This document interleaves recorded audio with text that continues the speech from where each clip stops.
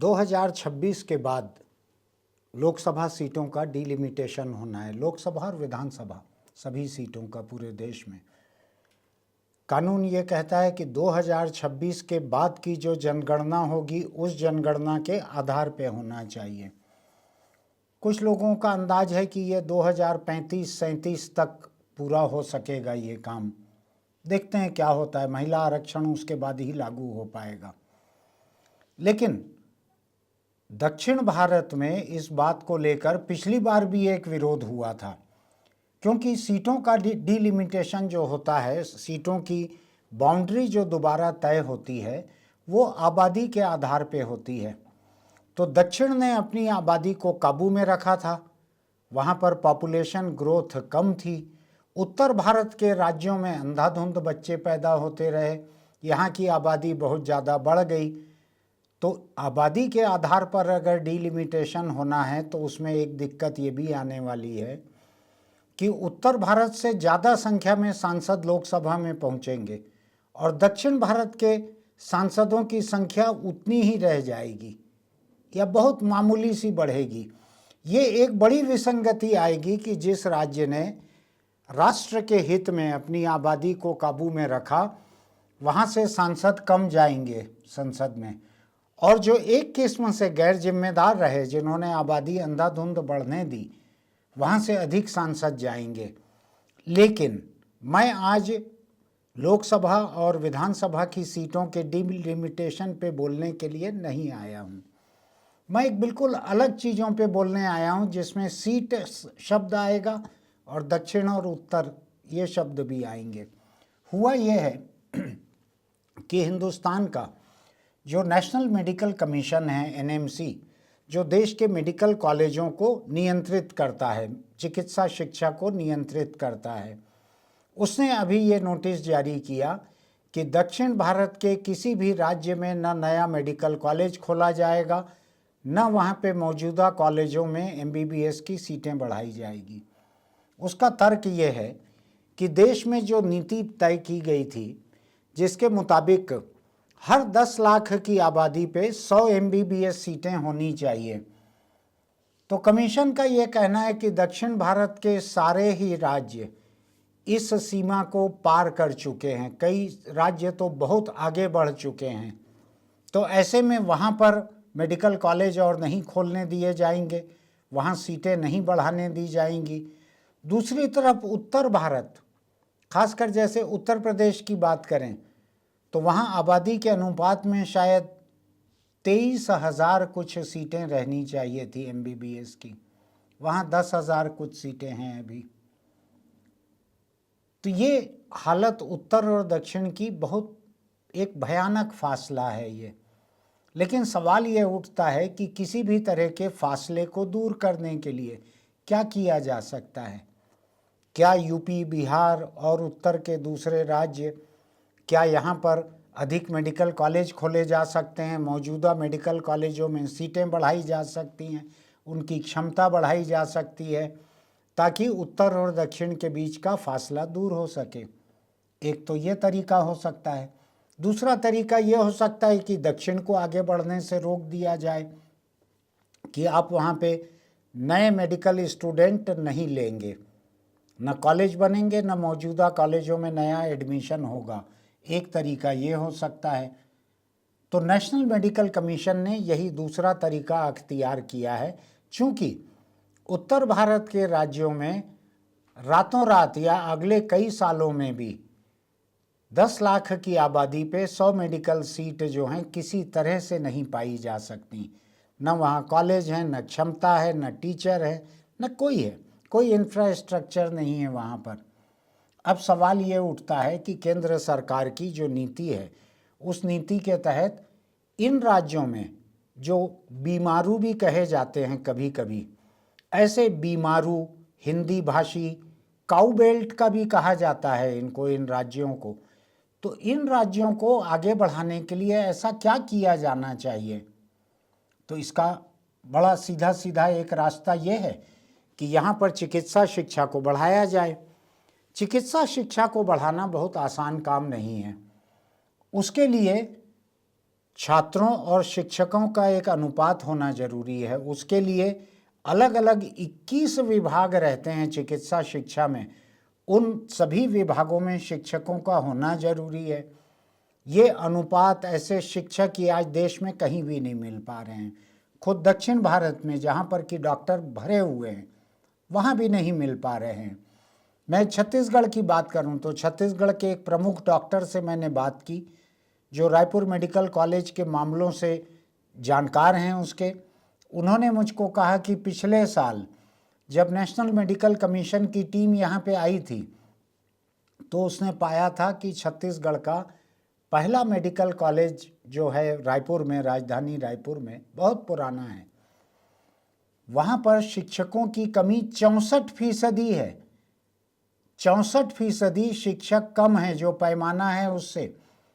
हालांकि वो चल रहा है अभी किसी तरह से। और यहाँ पे जो प्राइवेट मेडिकल कॉलेज हैं, यहाँ पे दूसरे शहरों में जो मेडिकल कॉलेज खोले गए हैं छत्तीसगढ़ में, उसमें हम देखते हैं कि जब नेशनल मेडिकल कमीशन की टीम आने को रहती है तो किसी तरह से कहीं कहीं से भाड़े पे उधार लाकर डॉक्टरों को उनको दिखाकर, कहीं मरीजों की भर्ती दिखाकर किसी तरीके से काम चलाया जाता है। हमने महासमुंद के एमएलए, कांग्रेस के सत्तारूढ़ पार्टी के एमएलए हैं और संसदीय सचिव हैं विनोद चंद्राकर, उनको इंटरव्यू किया था। उन्होंने एक बड़ी दिलचस्प बात बताई कि जब वहाँ मान्यता देने के लिए दिल्ली से टीम आने वाली थी तो डीन से इन्होंने कहा कि कोई चीज़ की कमी तो नहीं है, तो रातों रात डॉक्टरों को वहाँ ट्रांसफ़र किया गया दूसरे मेडिकल कॉलेजों से। उनके रहने का इंतज़ाम इस विधायक ने अपने खर्चे से एक पूरी होटल ले ली, उनके रहने का इंतज़ाम किया। लेकिन बाद में डीन ने बतलाया कि यहाँ छात्रों को दिखाने के लिए डेड बॉडी नहीं है। तो सत्तारूढ़ पार्टी के एमएलए ने अपने जेब के पैसे से किसी एक एनजीओ के मार्फत कहीं से एक लाश खरीदी और उसको रखवाया वहाँ मेडिकल कॉलेज में। तब जाके उनकी मान्यता अगर पूरी हो पाई या शायद अभी भी नहीं हो पाई, मुझको ठीक से याद नहीं है। ये हालत है। दक्षिण भारत में हालत ये है कि 10 लाख पे 100 एमबीबीएस सीटों का जो एक लक्ष्य होना चाहिए देश के लिए, दक्षिण भारत उसको कभी का पार कर चुका है। मैं उसके आंकड़े देख रहा था। thesouthfirst.com एक अच्छी वेबसाइट है, यहाँ से मैं ये आंकड़े ले रहा हूँ इसलिए मुझको उसको श्रेय देना जरूरी है। उसके आंकड़े कहते हैं कि आंध्र प्रदेश जहाँ पर 5346 सीटें होनी चाहिए थी, वहाँ पर आज 6435 सीटें हैं। ये करीब करीब 10-15% ज़्यादा हैं वहाँ पर मेडिकल सीटें। कर्नाटक जहाँ पर 6770 सीटें होनी चाहिए थी, वहाँ पर 11,695 सीटें हैं। 5,000 सीटें ज़्यादा हैं इस लक्ष्य से। ये सीमा नहीं थी, लक्ष्य था, एक टारगेट था देश भर के लिए कि 10 लाख आबादी पर 100 एमबीबीएस सीटें होनी चाहिए, ताकि वहाँ से निकलने वाले डॉक्टर बाद में उतनी आबादी को, चाहे उस प्रदेश में काम करें चाहे दूसरे प्रदेश में काम करें, वो मरीजों को उपलब्ध हो सके, उतनी आबादी को उपलब्ध हो सके। तो कर्नाटक में कॉलेज इतने सारे हैं, अच्छे हैं, देश भर से बच्चे पढ़ने जाते हैं, तो वहाँ पर 6,770 के बजाय 11,700 सीटें हैं वहाँ पर।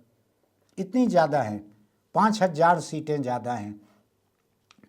केरल में भी सीटें ज़्यादा हैं, वहाँ पर 4600 होनी चाहिए थी, लेकिन उसके ऊपर 3500 ज़्यादा हैं वहाँ पर केरल में। तमिलनाडु में भी ज़्यादा हैं। तमिलनाडु में 7600 होना चाहिए था, वहाँ 11,600 है, 4,000 ज़्यादा हैं। जो लक्ष्य है उससे कोई कोटा नहीं है, कोई सीमा नहीं थी, लक्ष्य था ये। तो ये दक्षिण भारत जो है ये इसलिए अपने अंग्रेजी भाषा की वजह से सरकारों ने वहाँ पे सरकारी कॉलेज, प्राइवेट कॉलेज, इनको जो बढ़ावा दिया, वहाँ पे अंग्रेजी पढ़े लिखे पैरामेडिक्स, जो नर्स, कंपाउंडर, पैथोलॉजी के टेक्नीशियन, एक्सरे के टेक्नीशियन ये उपलब्ध रहते हैं। इन तमाम वजहों से वहाँ पे कॉलेज ज़्यादा बने, बेहतर बने वहाँ स्टूडेंट्स ज़्यादा गए, चूँकि हिंदुस्तान में आप देखेंगे मेडिकल कॉलेज में एडमिशन पाना एक बड़ी मशक्क़त की बात मानी जाती है। यहाँ पर अभी जब यूक्रेन और रूस में जंग छिड़ी तो ये पता लगा कि हिंदुस्तान के हजारों बच्चे यूक्रेन में पढ़ रहे हैं मेडिकल साइंस, वो वहाँ से छोड़कर यहाँ आए। अब उनकी एक अलग समस्या है कि उनका क्या किया जाए। बहुत से भारतीय छात्र छात्राएं चीन जाते हैं पढ़ने के लिए, और आज की इसी रिपोर्ट के लिए मैंने देश के एक प्रमुख चिकित्सा शिक्षा और अस्पताल के कंसल्टेंट हैं, सलाहकार, डॉक्टर सजल सेन, वो रायपुर मेडिकल कॉलेज से पढ़े हुए हैं, इंडियन आर्मी में उन्होंने काम किया है, उन्होंने देश के बहुत बड़े बड़े अस्पताल समूहों में काम किया है। अभी हाल ही में उन्होंने असम में टाटा की तरफ से बहुत से कैंसर अस्पताल बनाए, जिसका उद्घाटन प्रधानमंत्री नरेंद्र मोदी ने किया था। तो मैंने डॉक्टर सजल सेन से जो बात की है उसको भी अभी आपको सुनवाते हैं इस रिपोर्ट के बीच में, उनसे भी आपको कई चीज़ें जानने मिलेगी। लेकिन उसके पहले मैं कुछ बुनियादी बातें आपको बतला रहा था। उत्तर भारत जो है इसकी हालत बहुत ख़राब है। यहाँ पर लोग कॉलेज खोलना नहीं चाहते, यहाँ पे कॉलेज जो चल रहे हैं उनकी हालत ख़राब है। यहाँ पर आबादी को, बहुत बड़ी आबादी को भी सीमित संख्या में भी MBBS की सीटें हासिल नहीं हैं।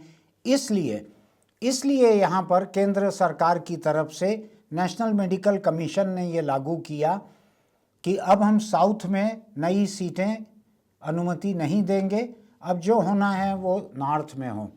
अब सवाल ये उठता है कि अगर उत्तर भारत के राज्य अपनी खुद की नाकामयाबी की वजह से, अपने खुद के निकम्मेपन की वजह से अगर मेडिकल कॉलेज पर्याप्त नहीं बना पाए तो क्या उसका हर्जाना दक्षिण भारत दे? ये पहली बात।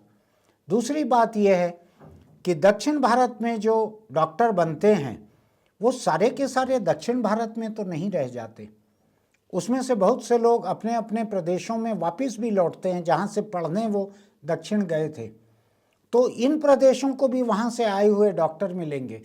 तीसरी बात, अगर उत्तर भारत में 10 लाख आबादी पे 100 मेडिकल सीटों का एक अनुपात लाना है, बहुत मेहनत करके 10-20 साल में आएगा, उसके लिए भी चिकित्सा शिक्षक लगेंगे, जो कि आज छत्तीसगढ़ जैसे राज्य को भी उपलब्ध नहीं है। यहाँ पर भी कमी है और जगहों पर भी कमी है।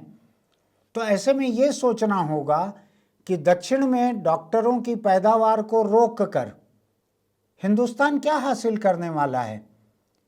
क्या और अधिक बच्चे रूस, यूक्रेन, चीन, और डॉक्टर सजल सेन ने अभी मुझको बतलाया कि यहाँ से मेडिकल कॉलेज में पढ़ने के लिए बच्चे नेपाल और बांग्लादेश भी जाते हैं और पढ़ के आके वापस आकर यहाँ काम करते हैं। तो हम आखिर चाहते क्या हैं? क्या हम चाहते हैं कि हिंदुस्तानी छात्र छात्राओं को दूसरे देशों की तरफ हम धकेलें? क्योंकि उत्तर भारत में रातों रात तो कॉलेज खड़े नहीं हो जाएंगे, रातों रात तो सीटें नहीं बढ़ जाएंगी, वहाँ पढ़ाने भी लोग आसानी से नहीं आएंगे। जो दक्षिण भारत में रहने वाले हैं, वहाँ की ज़िंदगी जी चुके हैं, वो उत्तर भारत में एक किस्म की अराजकता की ज़िंदगी में क्यों आना चाहेंगे? जहाँ जुर्म अधिक है, जहाँ अराजकता अधिक है, वहाँ क्यों आना चाहेंगे वो लोग आसानी से?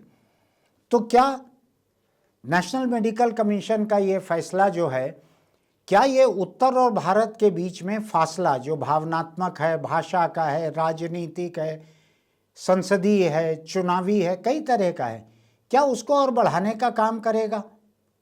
क्या उत्तर भारत के लोग इस बात को खुश हो लेंगे इसके ऊपर कि अब दक्षिण में कॉलेज नहीं खुलेगा, वहाँ ना खुलने से तुम्हारे यहाँ कैसे खुल जाएगा? इसको सोचा है कभी? तो ये बहुत सारे सवाल खड़े होते हैं। ऐसे सवालों पे बात करने के लिए मैंने डॉक्टर सजल सेन को चुना, जो सरकारी मेडिकल कॉलेज से पढ़े हुए हैं, जिन्होंने आर्मी में काम किया हुआ है, जिन्होंने गवर्नमेंट सेक्टर और प्राइवेट सेक्टर के बीच में कई तरह के काम किए हुए हैं, बहुत जानकार हैं। वो अफ्रीका, बांग्लादेश, कई देशों में जाकर वहाँ के हेल्थ सेक्टर को कंसल्टेंसी दे चुके हैं। उनसे मैंने बात की हम सुनते हैं कि इन पूरे मामलों पर, इन पूरे मुद्दों पर उनका क्या कहना है। डॉक्टर सजल सेन, नमस्कार। मैं छत्तीसगढ़ अखबार के यूट्यूब स्टूडियो इंडिया आजकल से सुनील कुमार बोल रहा हूं। एक नया विवाद खड़ा हो गया है दक्षिण और उत्तर के बीच। नहीं, ये लोकसभा सीटों के डीलिमिटेशन का विवाद नहीं है, वो तो आना अभी बाकी है। अभी कुछ दूसरी सीटों का विवाद हुआ है कि उत्तर भारत और दक्षिण भारत में मेडिकल कॉलेज की जो सीटें हैं, जिनके ऊपर नेशनल मेडिकल कमीशन का नियंत्रण रहता है भारत सरकार की तरफ से, उस कमीशन ने यह तय किया है कि दक्षिण भारत के किसी भी राज्य में और नए मेडिकल कॉलेज न खोले जाएं, न मौजूदा मेडिकल कॉलेजों में कोई सीट जोड़ी जाए। नेशनल मेडिकल कमीशन का यह कहना है कि आबादी के अनुपात में मेडिकल छात्रों की जितनी संख्या रहनी चाहिए, दक्षिण भारत के तमाम राज्य उससे आगे निकल चुके हैं। यानी वहां पर मेडिकल कॉलेज की सीटें अनुपात में अधिक हो चुकी हैं।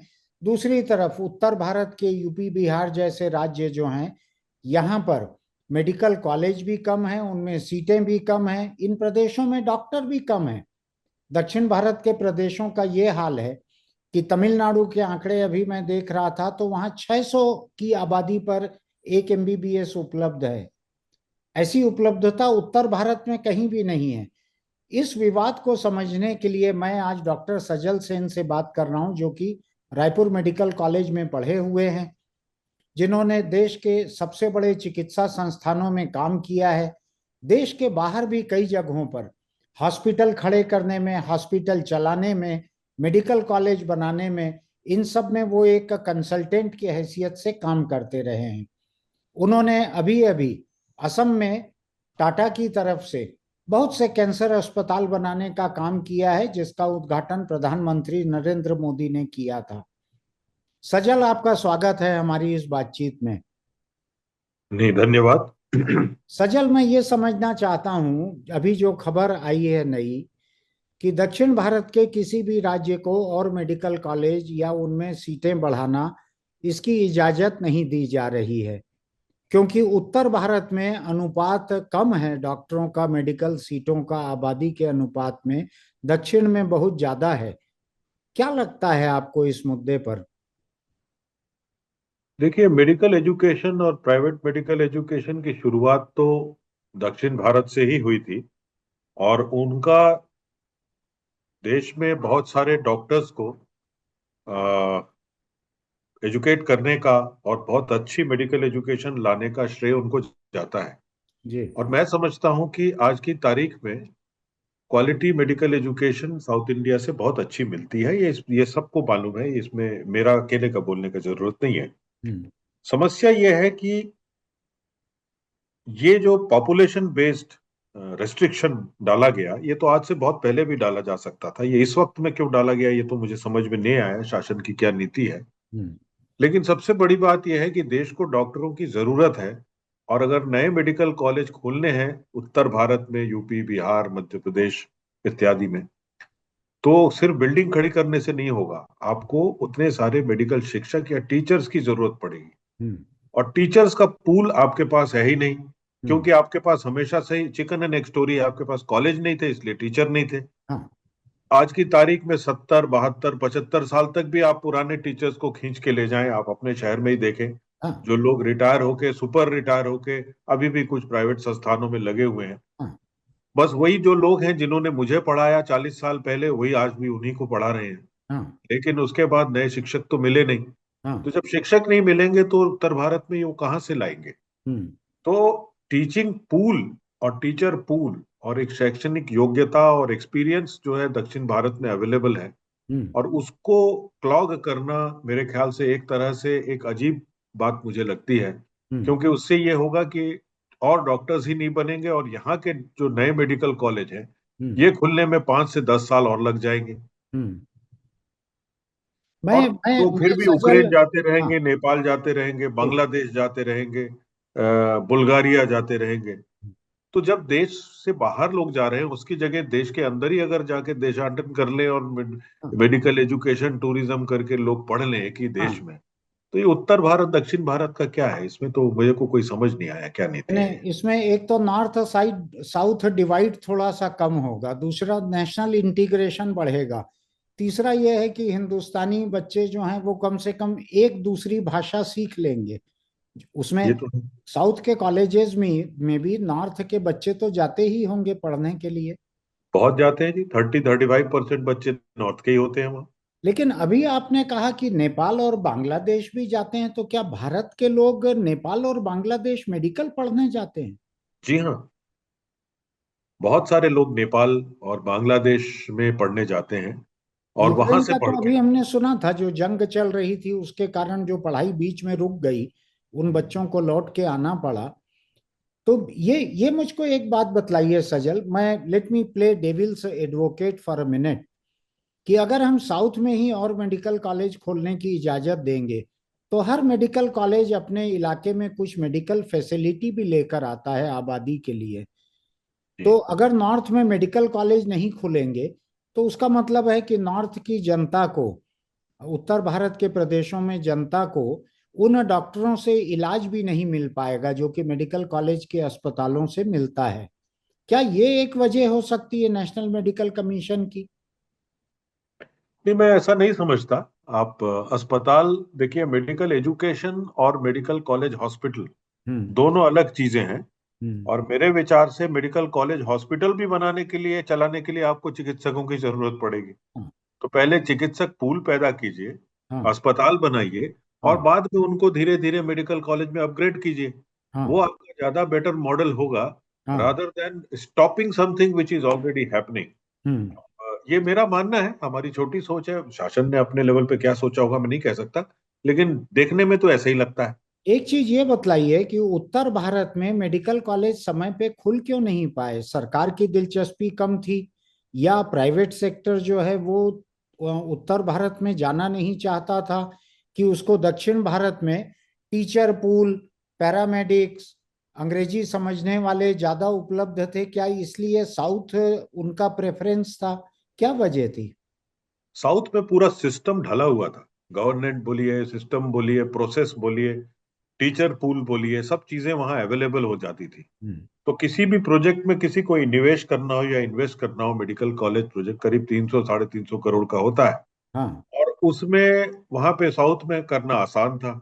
हाँ। यहाँ पे ease of starting was not there, हाँ। क्योंकि जो लोग हैं या जो शासन में भी जो केंद्रित लोग हैं, जो डिपार्टमेंट्स हैं, वो हाँ। भी उतने ज्यादा, जिसको कहना चाहिए, रवा नहीं थे इस हाँ। प्रोसेस को हाँ। फैसिलिटेट करने के लिए। हाँ।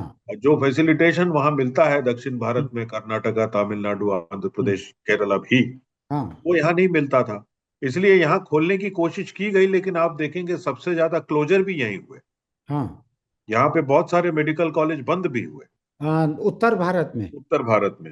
ये क्यों फरीदाबाद हुआ? में एक बंद हुआ, और भी कई हैं। मैं अभी, मेरे पास आंकड़े नहीं हैं, लेकिन आप हाँ। अगर खोजेंगे तो मिलेगा कि उत्तर भारत में बहुत से मेडिकल कॉलेज बंद भी हो गए।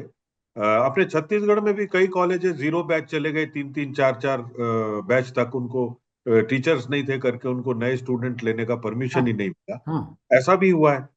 तो उसका कारण एक ही है कि टीचर्स नहीं थे, और कोई चीज की कमी नहीं।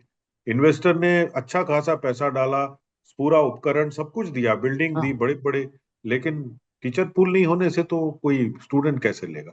हाँ। यही समस्या है। छत्तीसगढ़ में भी बंद हुए हैं कॉलेज। अच्छा, मैं एक दूसरी चीज समझना ये चाह रहा था कि तमिलनाडु में डॉक्टर्स के कुछ एक एसोसिएशन ने इस बैन का स्वागत किया है। उनका ये कहना है कि हमारे यहाँ 600 आबादी पे एक एमबीबीएस ऑलरेडी अवेलेबल है, उनकी तनख्वाह 20,000 रुपए है, इतने ज्यादा डॉक्टर हो चुके हैं, सेचुरेशन हो गया है, और मेडिकल कॉलेज बनेंगे तो हर साल 10,000 डॉक्टर निकल के तमिलनाडु में बाहर आ रहे हैं। तो उनका कहना यह है कि इनकी तो ये 15,000 तनख्वाह नहीं मिलेगी नए डॉक्टरों को, हो सकता है बाद में 10-12 हजार तनख्वाह पे ये काम करें। तो क्या आपको लगता है कि ओवर सेचुरेशन एक इस तरह का भी हो सकता है जो खुद तमिलनाडु के डॉक्टरों के लिए प्रॉब्लमेटिक हो? नहीं, वो तो देखिए, जहाँ सैचुरेशन होगा पानी का बहाव अपने आप जाएगा। जहाँ उनको काम मिलेगा वो भी बाहर निकलने की कोशिश करेंगे और भी जगह जाएंगे। जो 20,000 में खुश है वो तमिलनाडु में रहेगा, लेकिन अदरवाइज वो देश विदेश कहीं भी जा सकता है, हाँ देश के दूसरे हिस्से में भी जा सकता है। हाँ। और मेरा ये मानना है कि और मेडिकल कॉलेज इसलिए भी जरूरी है हम्म। कि जितने ज्यादा डॉक्टर्स हम प्रोड्यूस करेंगे और हाँ सोसाइटी में डेंसिटी बढ़ाएंगे, हाँ। एक तो एक्सेसिबिलिटी बढ़ेगी, बिल्कुल डिमांड एंड सप्लाई गैप कम होगा तो डॉक्टर्स थोड़े सस्ते भी हो जाएंगे, बिल्कुल। एक्सेसिबल हो जाएंगे, लोगों बिल्कुल। को उसका बेनिफिट मिलेगा। हाँ और तीसरी चीज ये होगी कि जित हमारे देश में जो क्वैकरी है और जो फेथ हीलिंग है, हाँ इन लोगों के ऊपर लोग इसलिए जाते हैं क्योंकि ये सस्ते होते हैं और इनका कोई अल्टरनेटिव नहीं होता, वहां पे हाँ। कोई डॉक्टर नहीं होता। हाँ तो वो भी अपने आप में एक तजुर्बा होगा कि लोग जाएं। आज हाँ। बांग्लादेश में अल्टरनेटिव मेडिकल केयर बैकसीट इसलिए ले लिया because they have a very good surplus pool of MBBS doctors. अच्छा अच्छा। यस। सो मेरे ख्याल से ये एक बहुत अच्छा मूव होगा। मैं इतने साल से प्रैक्टिस कर रहा हूँ, मैं समझता हूँ कि हम्म। डॉक्टरों की तनख्वाह होनी चाहिए, अच्छी होनी चाहिए, उनको भी मिलना चाहिए, हम्म। बट एक कहीं ना कहीं एक balance between the demand and supply हाँ हाँ और पीपल्स पेइंग कैपेसिटी के साथ मैच होना चाहिए। हाँ वो तभी हो पाएगा जब एडिक्वेट नंबर ऑफ डॉक्टर्स होंगे, हाँ। अदरवाइज तो। इसका इसका एक दूसरा बेनिफिट भी मुझको दिख रहा है। मैं अभी कुछ स्टडी कर रहा था, जो वेस्टर्न कंट्रीज हैं, जो विकसित देश हैं यूरोप वगैरह के, उनमें एक डॉक्टर एक पेशेंट को अधिक समय दे पाते हैं। हम्म। और हिंदुस्तान में डॉक्टर जो है वो फैक्ट्री की रफ्तार से, जैसे मंदिर में दर्शन किए और धक्का दे के आगे निकाले भक्त को, कुछ उस रफ्तार से यहाँ पे डॉक्टर मरीजों को देखते हैं तेजी से, क्योंकि डॉक्टर कम है मरीज ज्यादा हैं। तो अगर डॉक्टर बढ़ेंगे तो हो सकता है कि quality of diagnosis, quality of clinical observation, ये भी बेहतर हो जाए, समय दे सकें वो पेशेंट को। बहुत जरूरी है। हम्म। ओवर क्राउडेड में गलतियां होती हैं, काम ठीक से नहीं हो पाता, हाँ पेशेंट को भी सेटिस्फैक्शन नहीं हो जाता, और हाँ फिर वो शासकीय तंत्र से बाहर निकल के नियरेस्ट प्रैक्टिशनर के पास जाता है, हाँ जहां उसको शायद सुकून मिले। हो हाँ सकता है दवाई सेम लिखी हो दोनों ने, हाँ। कई बार ये भी होता है, लेकिन लोगों को सेटिस्फैक्शन नहीं होता। Hmm. Doctor is the process of healing, जहाँ पे डॉक्टर और पेशेंट का आपस में बातचीत होना बहुत जरूरी है। हाँ हाँ अगर वो नहीं होगा तो वो दवाई उसको शायद हाँ। असर ना भी करे। ठीक जी। कह रहे हैं आप। मैं एक चीज समझना चाहता हूँ, आपने कंसल्टेंट की हैसियत से मेडिकल कॉलेज, अस्पताल, इन सब पे बहुत काम किया है, देश में भी किया है, दूसरे देशों में भी किया है। उत्तर भारत का मुझको बतलाइए, जहाँ समस्या है आज, जहाँ मेडिकल सीटों की डेंसिटी बहुत कम है, डॉक्टर बहुत कम है, यहाँ पे मेडिकल कॉलेज खोले कैसे जा सकते हैं? उसके लिए उनको ये करना पड़ेगा। चलिए, शासन ने मान लिया कि हम दक्षिण भारत में नहीं फोकस करेंगे, उत्तर में करेंगे, उनका प्रोरोगेटिव है और कर भी सकते हैं, क्योंकि हो सकता है कोई थॉट प्रोसेस रही हो, लेकिन उसका मिटिगेशन प्लान ये होगा, ऐसा ब्लाइंडेड नहीं करना चाहिए। इनके लिए बहुत अट्रैक्टिव टर्म्स बनाए ताकि साउथ से आपको खूब अच्छे टीचर्स आप अट्रैक्ट कर सके टेन्योर बेसिस पे। हम्म। दूसरा, आप एक फैसिलिटेशन हब बनाए नॉर्थ इंडिया में, या एनएमसी का ही बनाए, हम्म। जहाँ पे कि जो नॉर्थ इंडिया में कॉलेज खोले उनको सिंगल विंडो सिस्टम से सारे क्लियरेंस मिल जाए, हाँ। और लैंड उनको सब्सिडी मिल जाए, हम्म। टैक्स हॉलीडे मिल जाए, हम्म। और साथ में बाहर से जो डॉक्टर्स आते हैं उनके लिए एक समुचित व्यवस्था हो। साउथ से आते हैं तो उनके लिए रहन पोषण खाने पीने का बंदोबस्त करें। उस हाँ तरह का एक प्रोजेक्ट बनाए, क्योंकि हाँ मिलेंगे तो टीचर्स अभी भी साउथ इंडिया से, क्योंकि मैक्सिमम वही है। हाँ। और ऐसा अट्रैक्ट करके लेके आए और फिर हम्म। कॉलेज को सेटअप करें, एस्टेब्लिश करें। आठ हाँ। 10 साल बाद आपका अपना टीचर पूल धीरे धीरे क्रिएट हो जाएगा, हम्म। तो फिर आपको हो सकता है साउथ पे बेंड करने की जरूरत नहीं पड़ेगी। तो ये कुछ स्टेप्स उनको एज अ प्रोजेक्ट मोड में लेने पड़ेंगे, तब ये सक्सेसफुल है। किसी को बंद करके कहीं और साइफन करने से ही सब हाँ। कुछ हो जाएगा, ऐसा तो मुझे नहीं लगता है। यानी होगा ये कि साउथ में सीटें आपने लिमिट कर दी कि आगे नहीं बढ़ेंगी इससे ज्यादा, और नॉर्थ में आप बढ़ा नहीं पा रहे हैं। नहीं तो पाएंगे। कुल मिला के ये पिरामिड जो है आज से 10 साल 15 साल बाद जाके डी शेप हो जाएगा। जी जी जी। ऐसा खतरा मुझको दिख रहा ऐसा है। करता है तो इसलिए उसको मिटिगेट भी करना चाहिए, साथ में कुछ ऐसा तरीका करें कि साउथ को बंद करके नॉर्थ को बूस्ट करना है, तो नॉर्थ को बूस्ट करने के मेजर्स भी साथ में उनको लाने चाहिए थे। हाँ, यानी पहले नॉर्थ को बूस्ट कर लें, उसके बाद साउथ को ब्लॉक करें, क्योंकि ब्लॉक यूपी बिहार के स्टूडेंट आसानी तो साउथ पढ़ने जाते नहीं होंगे। उनको अगर यहीं लखनऊ या पटना कॉलेज में अगर जगह मिल जाएगी कहीं पे तो वो क्यों तमिलनाडु जाएंगे। ये तो है, उनके लिए तो जगह है। जी, मैं एक चीज और समझना चाहता था सजल कि ये नॉर्थ इंडियन स्टेट्स जो हैं जिनमें मैं खींचतान के छत्तीसगढ़ को भी शामिल करता हूं जो नॉर्थ में नहीं है लेकिन हिंदी स्टेट है, हम्म। इन जगहों पे सरकार में जो ईज ऑफ डूइंग बिजनेस नहीं दिखता है या करप्शन दिखता है या हम्म। लेट लतीफी दिखती है कोई भी फैसला लेने में, क्या इन वजहों से भी यहाँ पर मेडिकल कॉलेज नहीं चल पाते हैं। जी हाँ, उसमें पहला तो मैंने बताया टीचर डेफिशिएंसी है, और दूसरा ईज ऑफ डूइंग वर्क नहीं है। हम्म। और कम है बहुत, क्योंकि प्रोफेशनलिज्म नहीं है अभी भी उस लेवल तक, लोगों ने एक्सपीरियंस ही नहीं है जो डील करते हैं उसको। हाँ। तो जो मेरे तरफ से एक तरह से जो गाड़ी का लाइसेंस देते हैं वही मेडिकल कॉलेज का भी लाइसेंस हाँ। देंगे, इस तरह का कुछ अगर सिमिली बना लें। हाँ। और ये एक स्पेशलाइज्ड एरिया है और इसमें फोकस करके और एक दूसरे तरीके से करना पड़ता है। हाँ। तो वो, क्योंकि वो एक्सपीरियंस ना होने की वजह से भी शायद उतना अच्छा फैसिलिटेशन सरकारी तंत्र नहीं दे पाता, हाँ। जो कि साउथ के स्टेट दे पाते हैं, क्योंकि मेरे ख्याल से वो 50 सालों से प्राइवेट कॉलेजेस को चला रहे हैं। हाँ। मैंगलोर के मणिपाल से स्टार्ट करके सबसे हाँ। पहले उन्होंने ही शुरू किया था, हाँ। और उसके बाद there was no looking back. हाँ।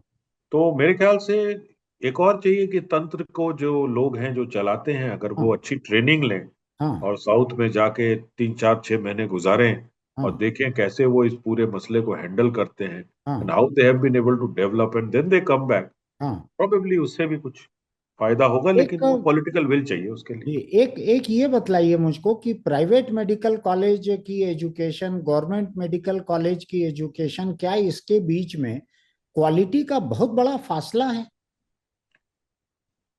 देखिए, डिपेंड करता है।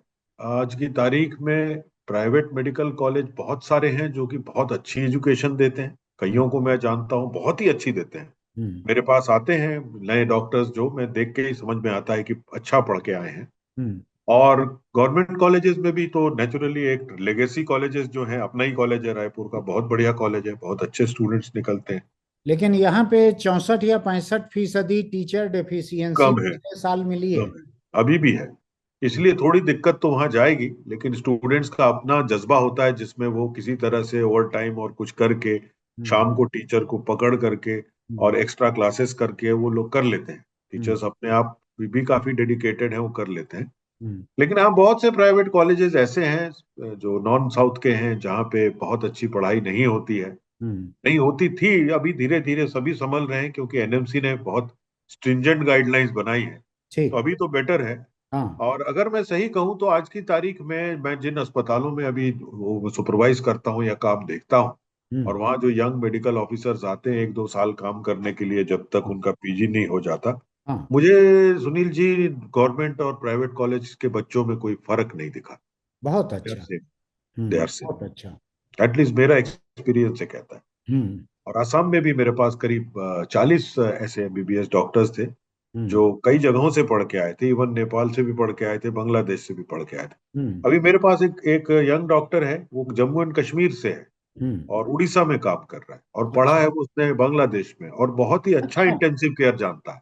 हाँ, एक मिनट बहुत में ही, फिर से समझना चाहूंगा। कश्मीर का नौजवान है, उसने बांग्लादेश से हाँ, एमबीबीएस किया, अब उड़ीसा में वो काम कर रहा है। काम कर रहा है, और बहुत ही अच्छा क्रिटिकल केयर का माना हुआ हमारा सबसे डिपेंडेबल डॉक्टर है आज की तारीख अच्छा। में, एमबीबीएस है। अच्छा, बड़ी खुशी की बात है कि लोग यानी हिमालय से निकल के जाके समंदर के देश में हाँ, पढ़े और अब हिंदुस्तान के बीच में वो उड़ीसा में काम कर रहा है। काम कर रहा, श्रीनगर से लेके आया हूँ मैं उसको, बहुत अच्छा बालक है। ये एक दूसरी चीज मैं समझना चाह रहा हूँ, क्या दूसरे देशों के स्टूडेंट्स भी हिंदुस्तान में मेडिकल एजुकेशन के लिए आते हैं।